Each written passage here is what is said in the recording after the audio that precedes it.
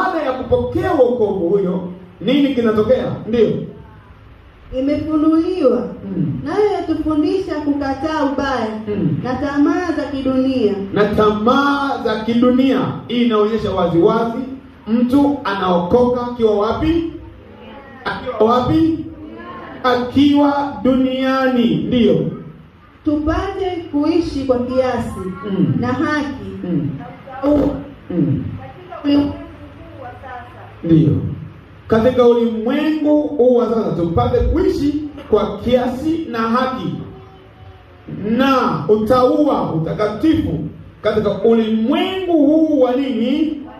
Wa sasa. Utauwa maana yake ni utakatifu.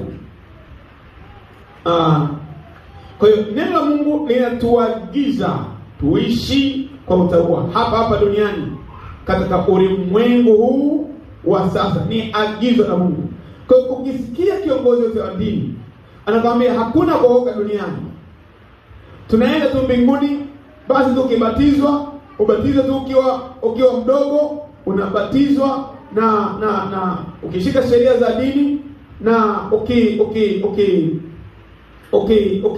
ukipita kipaimara hapo na mambo mengine ya sheria ya dini, ukiabudu mara 5 kwa siku, mara 6, mara 7, mara 10, sasa tayari ndio umeokoka. Huyo ni nabii wa uongo anayetumiwa na shetani kudanganya ulimwengu. Tuko pamoja?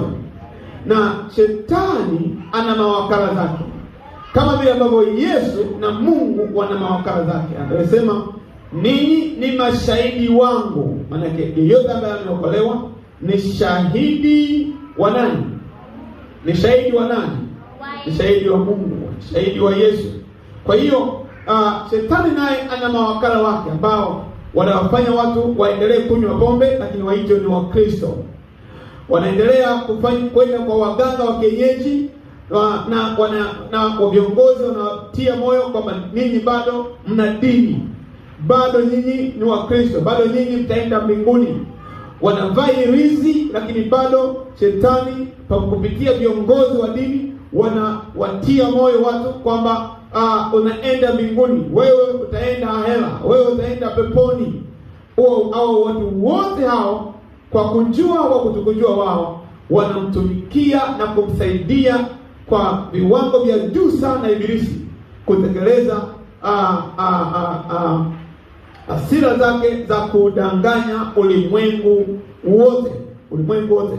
Mahali popote pale ambapo hakuna kukemewa dhambi, na watu wanaingia tu hapo, wazinzi, washarati, wanavyoweza kuvaa, wanasema tu tunaenda mbinguni. Mahali pa namna hiyo pana wachungaji ambao ni majenti wa Ibilisi, ambao wanawaambia ukifa ndio utaokoka.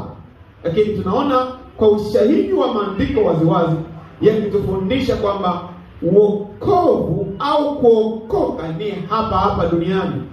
Na Mungu anaendelea kuzungumza nasi, anaendelea kufundisha kwamba utakatifu, anasema watakatifu waliopo duniani ndio Mungu anaopendezwa nao kuliko hata wa mbinguni.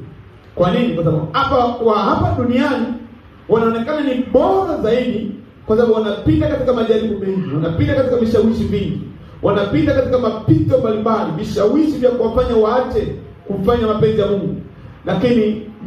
Lakini hawa watu hawafanyi dhambi, hawamtendi dhambi Bwana, na wanaendelea kushikilia maisha yao ya utakatifu pamoja na tamaa mbaya, pamoja na kila vishawishi vya adui, lakini bado hawamtendi Bwana dhambi.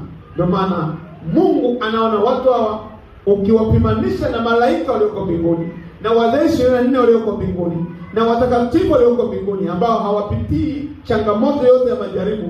Sasa anasema hawa wanaopitia maisha ya majaribu wakiwa duniani na kuishi maisha ya utauwa, maisha ya kiasi, maisha ya kufuata neno la Mungu, maisha ya wokovu, hawa ni bora zaidi kuliko wale watakatifu wa mbinguni.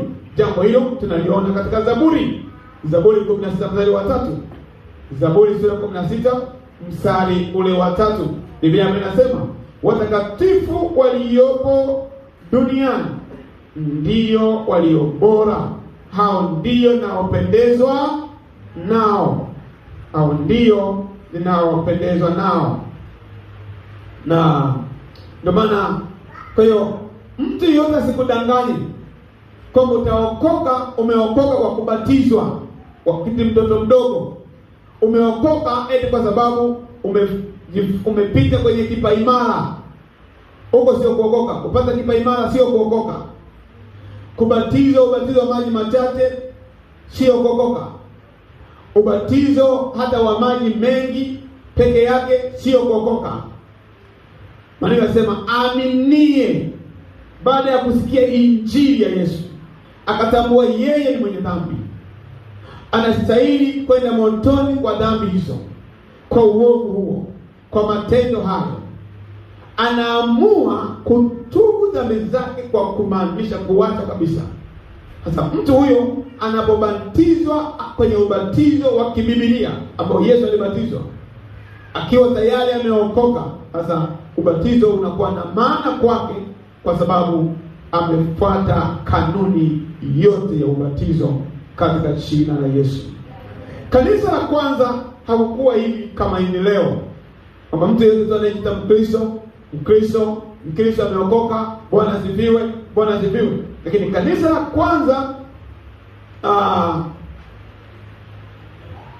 kanisa la kwanza wakati wote walifahamu kwamba mtu hawezi kuishi duniani bila na akasema anaenda mbinguni bila kuokoka. Na hata kanisa liliongezeka kila siku, si kwa kuzaana, si kwa kuongezeka kifamilia, la hasha, liliongezeka kwa kuzaa kiroho, liliongezeka kwa watu waliokuwa wakiokolewa kila siku. Amen, amen. Ndio maana tunafika mahali kusema haya ni makanisa ya dini, utakuta wanazaliana, hakuna wa kuongezeka, wanazaliana baba. Ndio maana ukasikia anasema hili ni kanisa la babu yangu, ukoo wetu wote ni kanisa fulani, ni dhehebu fulani, ni dini fulani. Hatupaswi kwa kwenye dini fulani kwa sababu babu, mama, shangazi, mjomba, ukoo, mume, shangazi, mke wanasali kwenye dini hiyo. Hapana, tunatakiwa tuwepo mahali kwa sababu tumemwamini Yesu kupitia injili yake na tumetubu dhambi zetu kwa kuziacha. Tupo safarini na tumekaa hapo kwa sababu ya kweli ya neno la Mungu tunaisikia, inayotuandaa kwa ajili ya kwenda mbinguni katika jina la Yesu. Tusikae mahali kwa sababu tu ya ni dini sasa ya familia, ni dini ya ukoo, ni dini nimeolewa hapo, ni dini ya hapana. Tunakaa hapo kwa sababu tuna lengo na kwenda mbinguni kwa kufuata kanuni za kuokoka na kubatizwa na kuishi maisha ya utauwa tukiwa hapa duniani katika jina la Yesu.